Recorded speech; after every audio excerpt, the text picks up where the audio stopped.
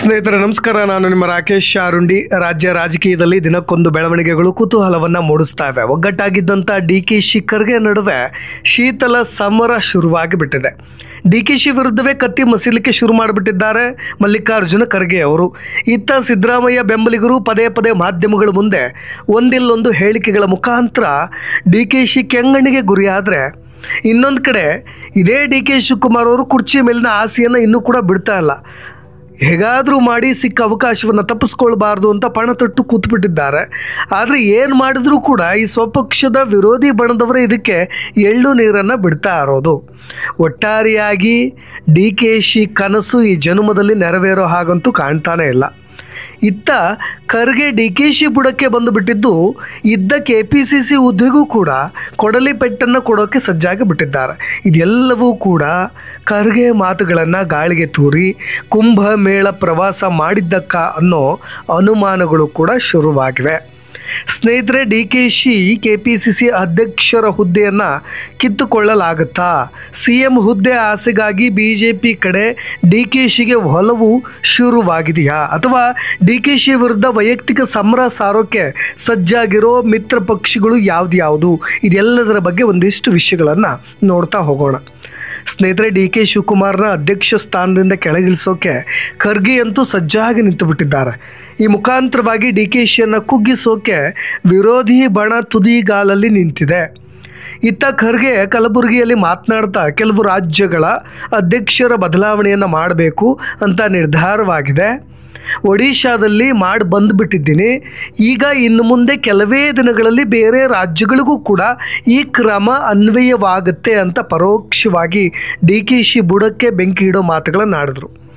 ಈಗಾಗಲೇ ಕಾಂಗ್ರೆಸ್ನಲ್ಲಿ ದಲಿತ ನಾಯಕರು ಹಾಗೂ ಶಾಸಕರು KPCC ಅಧ್ಯಕ್ಷ ಸ್ಥಾನದಿಂದ ಡಿ.ಕೆ.ಶಿಯನ್ನು ಕೆಳಗಿಳಿಸಲೇಬೇಕು ಅನ್ನೋ ಮಾತುಗಳನ್ನು ಹೇಳ್ತಾ ಇರೋದು. ಅದಕ್ಕೋಸ್ಕರವಾಗಿಯೇ ದಿಲ್ಲಿ ಹೈಕಮಾಂಡ್ನು ಕೂಡ ಭೇಟಿ ಮಾಡಿ ಬರ್ತಾ ಇರೋದು ಗೊತ್ತಿದೆ. ಈ ನಡುವೆ ತುಂಬ ನೊಂದಿರೋ ಡಿ.ಕೆ.ಶಿ ಕೂಡ ಟ್ವೀಟ್ ಮುಖಾಂತರ ತಮ್ಮ ನೋವುಗಳನ್ನು ಕೂಡ ತೋಡ್ಕೊಳ್ತಾ ಇದ್ದಾರೆ. ಕೈ ಮುಗಿದಿರೋ ಒಂದು ಫೋಟೋವನ್ನು ಹಾಕಿ ಕುಂಭಮೇಳದಲ್ಲಿ ಪ್ರಾರ್ಥನೆ ಮಾಡ್ತಾ ಇರೋ ಫೋಟೋವನ್ನು ಟ್ಯಾಗ್ ಮಾಡಿ, ಪ್ರಯತ್ನ ವಿಫಲವಾಗಬಹುದು ಆದರೆ ಪ್ರಾರ್ಥನೆಗೆ ಗೆಲುವು ನಿಶ್ಚಿತ ಅನ್ನೋ ಬರಹದ ಸಾಲುಗಳು ಈಗ ಹಲವು ಅನುಮಾನಗಳಿಗೆ ಮುನ್ನುಡಿಯನ್ನು ಬರೆದಿರೋದು. ಅದು ಸ್ಪಷ್ಟವಾಗಿ ಗೊತ್ತಾಗ್ತಾ ಇದೆ. ನಾನು ಪದೇ ಪ್ರಯತ್ನವನ್ನು ಮಾಡ್ತಾ ಇದ್ದೀನಿ. ಅದು CM ಹುದ್ದೆಗಿರ್ಬೋದು ಅಥವಾ ಯಾವುದೇ ಹುದ್ದೆಗೂ ಕೂಡ ಇರ್ಬೋದು. ಆದರೆ ಪ್ರಾರ್ಥನೆಗೆ ಗೆಲುವು ಸಿಕ್ಕೇ ಸಿಗುತ್ತೆ. ವಿರೋಧಿ ಬಣದವರು ಏನೇ ಮಾಡಲಿ ಕೂಡ ನನಗೆ ನನ್ನ ಪ್ರಾರ್ಥನೆಗೆ ಇಂದಲ್ಲ ನಾಳೆ ಗೆಲುವು ಸಿಗುತ್ತೆ ಅನ್ನೋ ಮಾತುಗಳ ಮುಖಾಂತರ ಟಕ್ಕರ್ ಕೊಡೋ ಪ್ರಯತ್ನವನ್ನು ಕೂಡ ಇದೇ ಡಿ.ಕೆ.ಶಿ ಅವರು ಮಾಡ್ತಾ ಇದ್ದಾರೆ. ಹೌದು, CM ಆಗಬೇಕು ಅನ್ನೋ ಉತ್ಸಾಹದಲ್ಲಿ ಡಿ.ಕೆ.ಶಿ ಇದ್ದಾರೆ. ಆದರೆ ಖರ್ಗೆ ಹಾಗೂ ಸಿದ್ದರಾಮಯ್ಯ ಬೆಂಬಲಿಗರು ಇದ್ದ ಹುದ್ದೆಯನ್ನು ಕೂಡ ಕಿತ್ಕೊಂಡು ಡಿ.ಕೆ.ಶಿನ ಖಾಲಿ ಕೈ ಮಾಡ್ತಿದ್ದಾರೆ. ಇದಕ್ಕೆ ಡಿ.ಕೆ.ಶಿಗೆ ಒಂಟಿ ಭಾವ ಕಾಡ್ತಾ ಇದ್ದು ದೇವರ ಮೊರೆ ಹೋಗ್ತಾ ಇದ್ದರೂ ಕೂಡ ಯಾವುದೇ ಪ್ರಯೋಜನ ಕೂಡ ಆಗ್ತಾ ಇಲ್ಲ. ಸ್ನೇಹಿತರೆ, ಇಲ್ಲಿ ಗಮನಿಸಬೇಕಾದಂಥ ಅನೇಕ ಅಂಶಗಳು ಕೂಡ ಇದ್ದಾವೆ. ಕಾಂಗ್ರೆಸ್ ಸಿದ್ಧಾಂತವಿಲ್ಲದ ಪಕ್ಷ, ಅಲ್ಲಿ ಗೆದ್ದರೂ ಸೋತಂತೆ. ಡಿ.ಕೆ. ಶಿವಕುಮಾರ್ ಅವರೇ ನೀವು BJP ಬಂದುಬಿಡಿ ಅನ್ನೋ ಕಾರ್ಯಕರ್ತರ ಕಮೆಂಟ್ಸ್ಗಳಿದಾವಲ್ವಾ, ಅದು ಎಲ್ಲೂ ಕೂಡ ಎಲ್ಲೋ ಒಂದು ಕಡೆ ಡಿ.ಕೆ.ಶಿ ಅವ್ರನ್ನ ಪ್ರಚೋದಿಸಲೂಬಹುದು. ಕೇಳಿಸ್ಬಿಟ್ರೆ ಆ ಥರದ ಒಂದು ಅಚ್ಚರಿಯ ಬೆಳವಣಿಗೆ ಕೂಡ ನಡೆದು ಬಿಡ್ಬೋದು. ಆದರೆ ಅದು ಸುಲಭ ಸಾಧ್ಯವೂ ಕೂಡ ಅಲ್ಲ.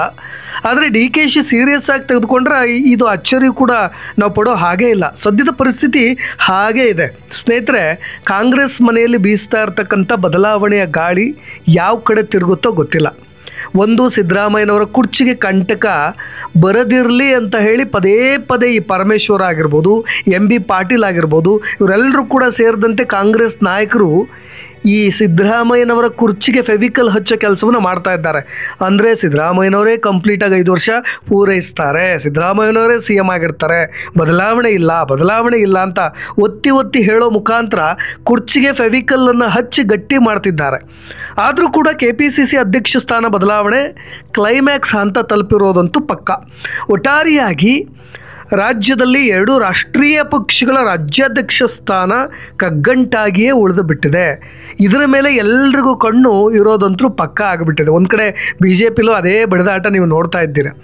ಸಚಿವ ರಾಜಣ್ಣ, ಸತೀಶ್ ಜಾರಕಿಹೊಳಿ ಅವರು ಕೈ ತಪ್ಪಿದರೆ DK ಸುರೇಶ್, ಹೀಗೆ ಒಬ್ಬರ ಹಿಂದೆ ಒಬ್ಬರ ಲಿಸ್ಟ್ ದೊಡ್ಡದಾಗಿಯೇ ಇದೆ. KPCC ಅಧ್ಯಕ್ಷ ಸ್ಥಾನಕ್ಕೆ ದಿಲ್ಲಿ ಬಾಗಿಲನ್ನು ಹೀಗಾಗಲೇ ಅನೇಕರು ತಟ್ಟು ಬಂದಿದ್ದಾರೆ. ಉಪಮುಖ್ಯಮಂತ್ರಿ ಡಿ ಕೆ ಶಿವಕುಮಾರ್ ಅವರಿಗೆ ಸ್ವಪಕ್ಷವಾದಂಥ ಕಾಂಗ್ರೆಸ್ನಲ್ಲಿ ಹಾಗೂ ವಿಪಕ್ಷಗಳಾದಂಥ BJP JDSನಲ್ಲೂ ಕೂಡ ಸಮಾನ ಸಂಖ್ಯೆಯಲ್ಲಿ ವಿರೋಧಿಗಳಿದ್ದಾರೆ. ಅವರೆಲ್ಲರೂ ಕೂಡ ರಾಜಕೀಯವಾಗಿ ಡಿ ಕೆ ಶಿವಕುಮಾರ್ ಅವ್ರನ್ನ ಹತ್ತಿಕ್ಕಲಿಕ್ಕೆ ಅಥವಾ ಅವ್ರನ್ನ ಮೂಲೆ ಗುಂಪು ಮಾಡಲಿಕ್ಕೆ ಪ್ರಯತ್ನ ಪಡ್ತಾನೆ ಇದ್ದಾರೆ. ಒಂದು ಕಡೆ ರಮೇಶ್ ಜಾರಕಿಹೊಳಿ ಕಾಂಗ್ರೆಸ್ ಬಿಟ್ಟು BJP ಸೇರಿಕೊಂಡಿದ್ರು. DKಶಿ ವಿರುದ್ಧ ಕತ್ತಿ ಮಸಿತಾನೇ ಇದ್ದಾರೆ. ಅದು ಬೂದಿ ಮುಚ್ಚಿದ ಕೆಂಡದಂತಿದೆ, ಯಾವಾಗ ಬೇಕಾದರೂ ಹೊತ್ಕೊಳ್ಬೋದು. ಜಾರಕಿಹೊಳಿ ಕಾಂಗ್ರೆಸ್ ಬಿಡೋದಕ್ಕೆ ಮೂಲ ಕಾರಣನೇ DKಶಿ ಅನ್ನೋದು ನಿಮ್ಗೆಲ್ರಿಗೂ ಕೂಡ ಗೊತ್ತಿರೋ ವಿಚಾರ. ಇನ್ನು RR ನಗರದ ಮುನಿರತ್ನ ನಾಯ್ಡು ಕೂಡ DKಶಿ ವಿರೋಧಿನೇ. ತನ್ನ ಮೇಲಿರ್ತಕ್ಕಂಥ ಪ್ರಕರಣಗಳು ಮುನಿರತ್ನ ನಾಯ್ಡು ಅವ್ರು BJP ಅವ್ರು ಬಿಡಿ, ಅವರು ಕೂಡ ಇದೇ DKಶಿ ವಿರುದ್ಧ ಕತ್ತಿ ಮಸಿತಾ ಇದ್ದಾರೆ. ಅವ್ರ ಮೇಲೆ ಕೇಳಿ ಬರ್ತಾ ಇರೋ ಆರೋಪಗಳು ಎಲ್ಲದಕ್ಕೂ ಕೂಡ ಇರ್ತಕ್ಕಂಥ ಪ್ರಕರಣದ ಕೇಸುಗಳು ಎಲ್ಲದಕ್ಕೂ ಕೂಡ DKಶಿ ಕುತಂತ್ರ ಅಂತ ಮುನಿರತ್ನ ಕೂಡ ಹೊಂಚಿ ಹಾಕ್ಕೊಳ್ತಿದ್ದಾರೆ. DKಶಿ ಬ್ರದರ್ಸ್ ಮೇಲಿನ ಸೇಡಿಗೆ ಚುನಾವಣೆಯೊಂದೇ ಅಸ್ತ್ರ ಅನ್ನೋದು ಮುನಿರತ್ನಂಗೂ ಕೂಡ ಗೊತ್ತಿದೆ. ಅದನ್ನು ತೆರೆಮರೆಯಲ್ಲಿ ಯಾವ ರೀತಿ ಬೇಕಾದರೂ ತೀರಿಸ್ಕೊಳ್ಳೋ ಪ್ರಯತ್ನದಲ್ಲಿ ಮುನಿರತ್ನ ಮುನಿಸು ಹಾಗೆ ಸಾಧಿಸ್ತಾ ಇರೋದಂತೂ ಪಕ್ಕ. ಇನ್ನು ಸ್ವಪಕ್ಷದವರೇ ಆದಂಥ KN ರಾಜಣ್ಣ ಅವರು ಕೂಡ ಕಾಂಗ್ರೆಸ್ನಲ್ಲಿದ್ದರೂ DKಶಿ ಕಂಡ್ರೆ ಆಗೋದಿಲ್ಲ ಅನ್ನೋ ಮಾತು ಎಲ್ರಿಗೂ ಕೂಡ ಗೊತ್ತಿದೆ. ಇತ್ತೀಚೆಗೆ ನಡೆದಂಥ ಉದಯಗಿರಿ ಗಲಭೆ ವಿಚಾರವಾಗಿ ಕೂಡ ಇಬ್ಬರು ಕಿತ್ತಾಡ್ಕೊಂಡಿದ್ದು ಉಂಟು. ಈ ಎಲ್ಲದರ ನಡುವೆ DKಶಿ ಬಿಟ್ಟುಕೊಟ್ರೆ ನಾನೇ ಮುಂದಿನ KPCC ಅಧ್ಯಕ್ಷ ಸ್ಥಾನದ ಆಕಾಂಕ್ಷಿ ಅಂತ ಈಗಾಗಲೇ KN ರಾಜಣ್ಣ ಅವರು ಕೂಡ ಸೀಟಿಗೆ ಟವಲ್ ಕೂಡ ಹಾಕಿಬಿಟ್ಟಿದ್ದಾರೆ. ಇನ್ನು ಕುಮಾರಸ್ವಾಮಿ ಬಗ್ಗೆ ಹೇಳಲೇಬೇಕಾಗಿಲ್ಲ. JDS ಪಕ್ಷದ ಕುಮಾರಣ್ಣಂಗೂ DKಶಿಗೂ ಫ್ಯಾಮಿಲಿ ವಾರ್ ಅವ್ರ ತಾತನ ಕಾಲದಿಂದಲೂ ಕೂಡ ಇದೆ. ಇದು ಕೂಡ DKಶಿ ಎಫೆಕ್ಟ್ ಕೊಡಬಲ್ಲದು.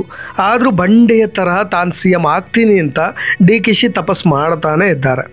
ಇನ್ನು MB ಪಾಟೀಲ್ಗೂ ಕೂಡ DKಶಿ ಕಂಡ್ರೆ ಆಗಲ್ಲ. ಹಾಗಾಗಿ ಯಾವಾಗಲೂ ಕೂಡ ಸಿದ್ದರಾಮಯ್ಯನೇ CM ಅಂತ ಒತ್ತಿ ಹೇಳ್ತಾನೆ ಇರ್ತಾರೆ. ಇನ್ನು BJPಯ ಯತ್ನಾಳ್ ಬಗ್ಗೆ ಇನ್ನು ಮಾತಾಡೋ ಹಾಗೆ ಇಲ್ಲ. ಬಸವನಗೌಡ ಪಾಟೀಲ್ ಹಾಗೂ DK ಶಿವಕುಮಾರ್ ನಡುವೆ ರಾಜಕೀಯ ತಿಕ್ಕಾಟ ಕೆಲವೊಮ್ಮೆ ಬಹಳಷ್ಟು ವೈಯಕ್ತಿಕ ಹಂತಕ್ಕೂ ಕೂಡ ಬಂದು ತಲುಪಿದಂಥ ಉದಾಹರಣೆಗಳು ಕೂಡ ಇದೆ. ನಿಮಗೆ ಈ ವಿಜಯಪುರ ಶುಗರ್ ಫ್ಯಾಕ್ಟ್ರಿ ವಿಚಾರವಾಗಿ ಯತ್ನಾಳ್ ಹಾಗೂ DKಶಿ ನಡುವೆ ತಿಕ್ಕಾಟ ವೈಯಕ್ತಿಕ ಹಂತಕ್ಕೂ ಕೂಡ ತಲುಪಿತ್ತು.